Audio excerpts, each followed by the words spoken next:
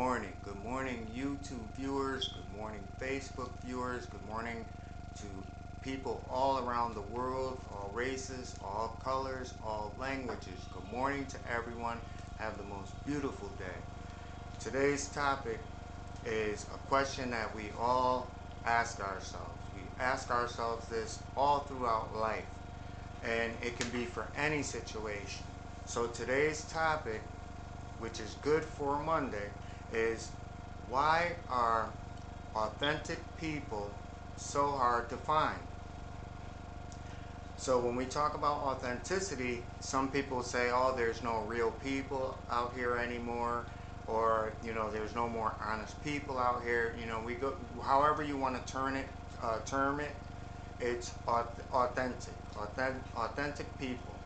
So I want to start out with a quote which woke me up in the middle of the night, and this is a quote that I came up with, or wherever it came from. It woke me up and brought about this topic. So I'm not going to fight it. I'm going to share it with you because it also allowed me to answer that question. Why authentic people are so hard to find? So the quote is, when one fails to embrace one's shame, one becomes one with the lie. All right? So that's Dennis Crosby who came up with that quote. But when I speak about lie, I'm not talking about someone who constantly lies, like a liar.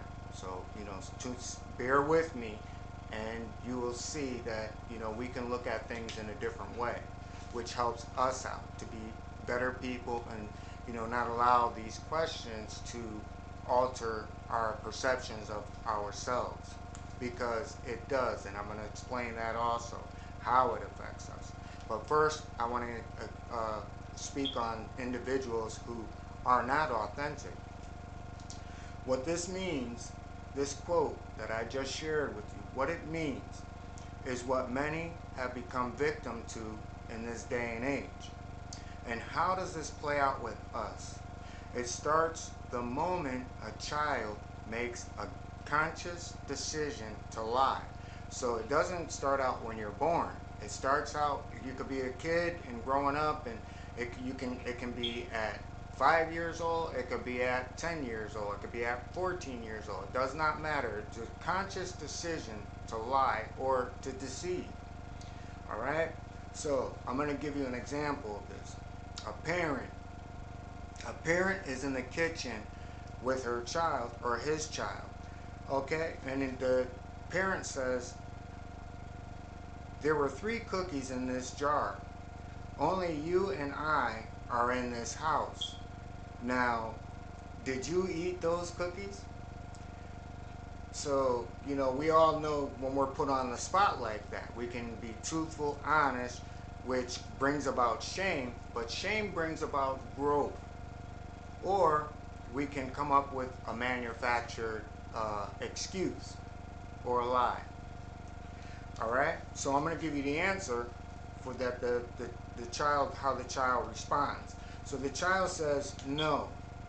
When I opened the window, a bird flew in and ate it. So it's almost like where the dog ate your homework. And we look at these as little simple lies, but there's a little bit more danger in that as we grow up and become adults. So as a child grows older, it becomes easier to lie, deceive, and manipulate situations in that person's life, because they know when they deflect responsibility, they don't have to have shame or pay any consequence for, wrong actions that they may have taken in life. So by avoiding shame, they begin to deflect and blame others. So that's what starts the process of blame shifting, which in psychology and all those sociology circles where they do all these tests, it's a term for it. It's called diffusion of responsibility. So you can look this up for yourself to see that this is actually a real thing that I'm talking about and not something that's being made up. All right? Now, a full-grown adult man or woman carries the internal lie within himself or herself. And what the internal lie is a conversation. Like I'm standing here, I'm sitting here, and I'm speaking to you, but in actuality, it's the same thing with you. That you can have an internal conversation going on, even though I'm speaking with you. The person could be thinking something else as words are being spoken. All right.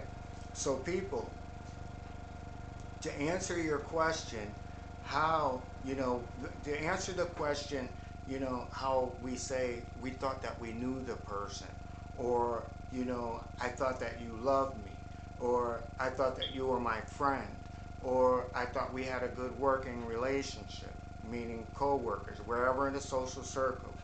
All right. We ask ourselves these things when the line is drawn and we realize, hey, there's a little bit more going on.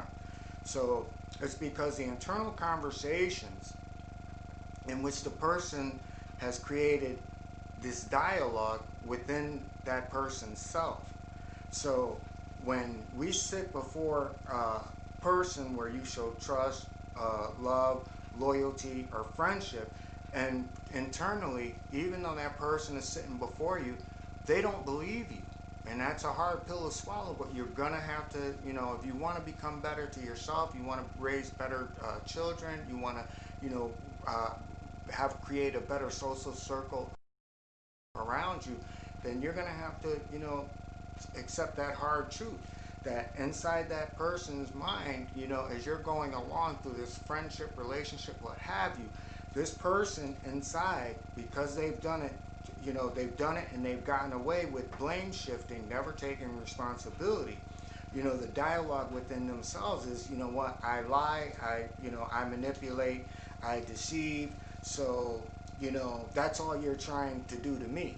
And you would think that someone wouldn't have this, but yes, they do have those conversations within themselves, even though they present themselves with a beautiful smile and 20 million likes and all good cheer and all that other stuff.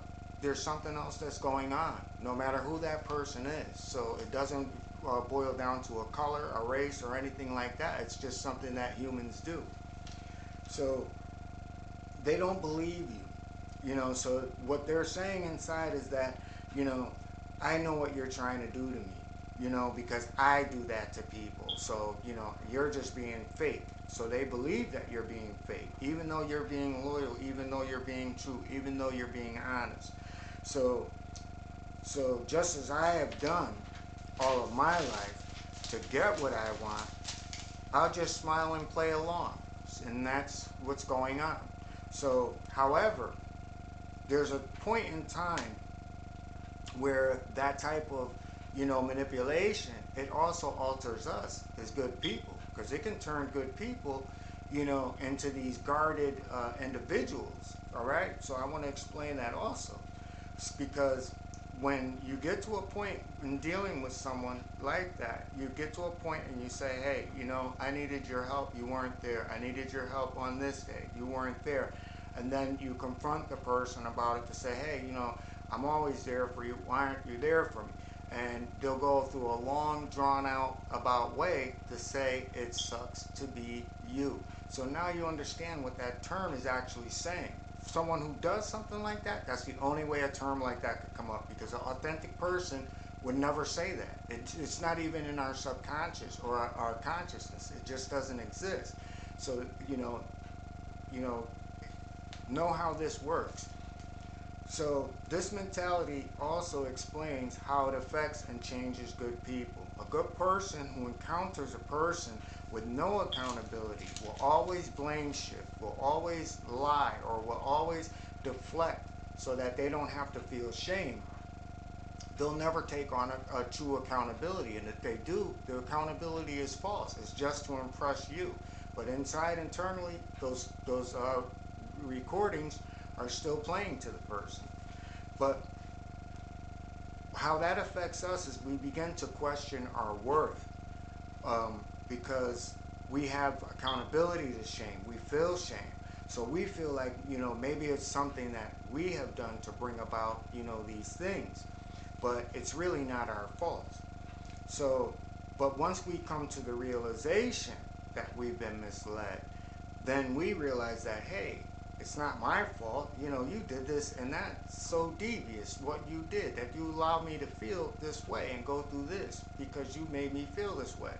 Where that person isn't feeling you. There's no sympathy in that, even though you might see it superficially inside. That dialogue is still playing. Oh, I got to learn this one. This is a new game. So they're not looking at things as honestly as what we do. All right. So, but once we come to that realization, good people become guarded. Now, this is how it affects us.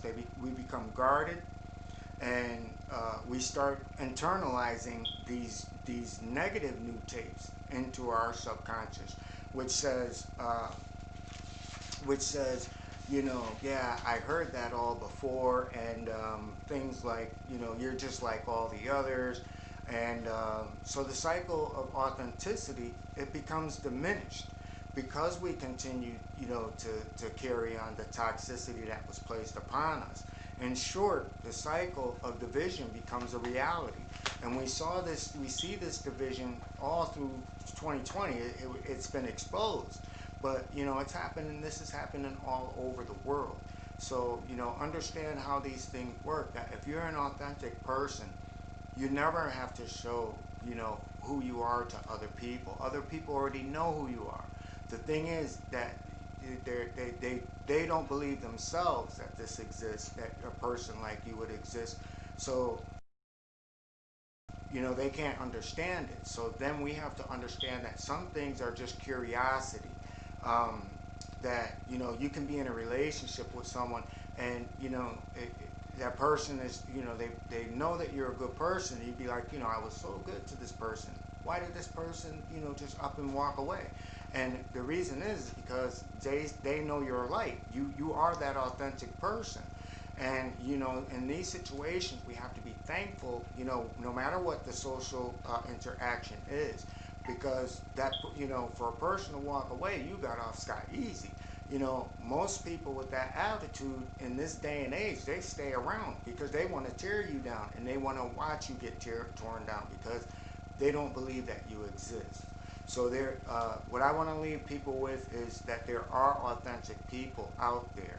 You know, we just have to look within ourselves and strengthen ourselves to say, you know, if you know, time will show who a person is and what a person stands for.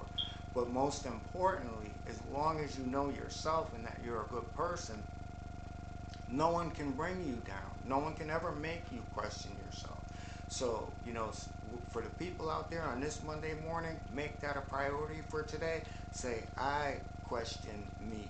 I question me. And by questioning me, I know me. So everyone have the most beautiful day. Everyone have an awesome day. Hopefully that you get something from this.